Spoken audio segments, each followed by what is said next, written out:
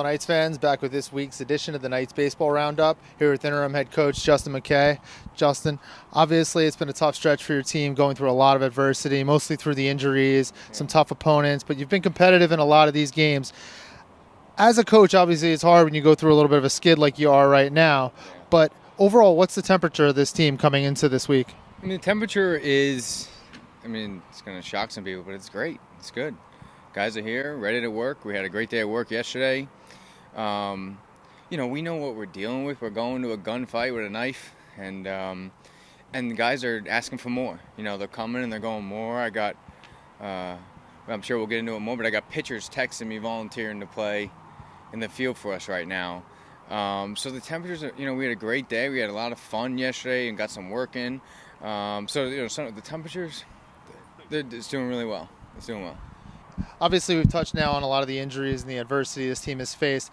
But now, from your standpoint, as a coach, in your first season, you've taken over the helm. What kind of challenges has this presented for you as you try to shuffle some of the guys in and out of the lineup? Yeah, I can tell you what, I'm getting a couple seasons of experience in this season, and, with 11 guys out, only 3 of them are pitchers and none of the outfielders are hurt, so you can have an idea where the injuries are, and it's in positions that you really can't just plug in. You can't just plug somebody. If it was an outfield, we would be able to plug somebody in. It's not the way it works when you play shortstop or second base. Got to turn double plays or catch hard throws at first base or even catcher. So I'm getting a ton of experience on all different aspects. I think one of the most important, most relevant things that we have to focus on here as a staff is keeping them in a good tone, keeping them in a good vibe, and a lot of the credit goes to the players for doing it themselves and as a coaching staff, but we are focusing on it as well.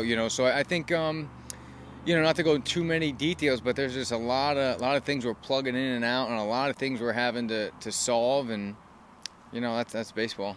Yeah, we've touched on the all-hands-on-deck side of things, and one of those you saw this weekend was Evan Rayburn playing an inning at second base, your freshman pitcher. Owen von Esslinger's back in the lineup, hopefully to stay now. He'll start at second today against St. Peter's, it sounds like. So, again, with the all-hands-on-deck, how comfortable are you putting some of these pitchers out in the field? And I guess they channeled their little league and maybe some high school experience of playing the field? Yeah, zero comfortability. That's we put Evan Rayburn in, who's a conference starter, top-line conference starter for us, and first pitch of the at-bat, because our Jason Ortiz goes down, our second baseman, and that's it. We're done with the infielders. And first pitch of the at-bat, Evan Rayburn takes an 88-mile-per-hour fastball off the back. And I'm sitting there going, here goes a conference starter, but he's a tough kid. He wore it and kept playing, and he did fantastic for what he could do. Owen is a catcher, and he's going to play second base today. So we're going to ask of him to channel his inner high school infield experience, and I'm sure he'll do fine. And we'll fly around and we'll live with whatever mistakes they make, and we'll just try to keep coming. That's what choice we got. So, yeah, you played 4 games last weekend.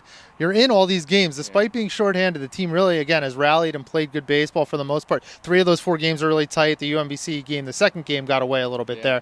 But talk about the series specifically with them to begin. Yeah, the UMBC game was a 1-0 game, and a decision that I made didn't work out, and we ended up losing the game. The guys played great. Defense played great. Again, we had big-time struggling offense.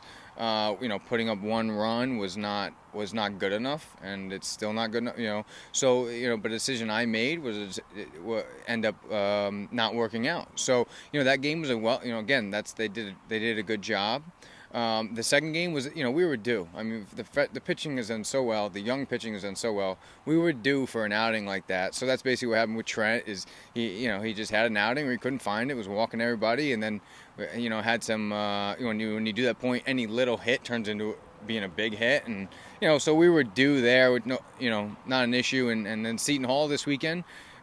Again, an awesome effort against a Big East team. You're rolling guys out there. You got 2 outfielders on the corner, playing first and third, and you got a pitcher at second base, and it's 4-2 in the last inning. With bases loaded, we had a chance. We roll up into a double play, so they had a chance there. And then game 2, we had the lead with 6 outs to go, and Seton Hall just did a good job of squeaking that run out. Look, they did a good job. At the end of the game there, just getting a sac fly and doing what they had to do to win. So, but look, our guys are, again, we're going into a gunfight with a knife, and guys are asking for more. And they're ready to go today. They're excited. I mean, if I showed you my phone, you would see some pretty interesting texts from pitchers volunteering to help in this way. And Coach, I'll catch bullpen. I'll be your second catcher in the bullpen during the game. So now pitchers are having to catch guys throwing pretty hard. And, look, at worst, we're going to have fun, Yeah, I mean, it's what, again, we spoke about all hands on deck. In that second game against Seton Hall, you're up against the Big East opponent, and there your senior Joe Flack comes in. He's been the closer all year. He comes in and pitches the entire game and keeps you in it. You had a lead in that game. Obviously, they manufactured some runs late to take the lead and eventually take the game. But talk about Flack's performance, and again, his willingness to come out of the bullpen and say, I'll give you the full 6-7 innings here. Yeah, Flack's performance was terrific. I mean, look, you have to recognize what people are, and Flack is a guy that pitches a contact. You're not going to see 10 strikeouts in an outing from him, so they put it in play. And so you got to go out and you got to play defense and go get it. And we had a performance this weekend in center field that has to be noted by Brandon Seltzer. Made 3 plays that I feel that nobody on the baseball field could have made, even if they were told where their ball was going to be hit. I mean, he really made some plays this weekend that were next level, which obviously helped our pitching staff. But I mean, Joe did his job. He gave us a chance to win. Like that's what I tell the pitchers all the time. Don't try to get outs, right? Just try to give us a chance to win. Let the defense worry about getting the outs. And guys played above their heads and out of position, and they did a good job. And again, we had the lead to go. There's no mistake on our end. I mean, we could have had a better relay at home on the sac fly. Well, we worked on that yesterday, but I mean, there's no mistake on our end to say that's where you lost it. Seton Hall just ended up squeaking it out. Yeah, so now you look ahead to this week. You have a winless St. Peter's team coming in today. They've had their issues and they've been struggling, but obviously they'll see this and see a team that's in a Knights team that's limping in. So it's maybe they're coming in and looking like, hey, this is a chance for us to try to get a win. And then you see as you get ahead to the weekend, you get Bryant, who's obviously one of the top teams in the NEC every year. So just speak first about today's game and getting back home here and trying to get yourself a win. Look, every opponent at this level is a good opponent. So we're game planning today to face a real good opponent in St. Peter's. We're going to need to be on point. We're going to need to play hard. We're going to need to execute. We're excited to play them today. The weather's changing, fantastic. What an interesting spring season that has also been.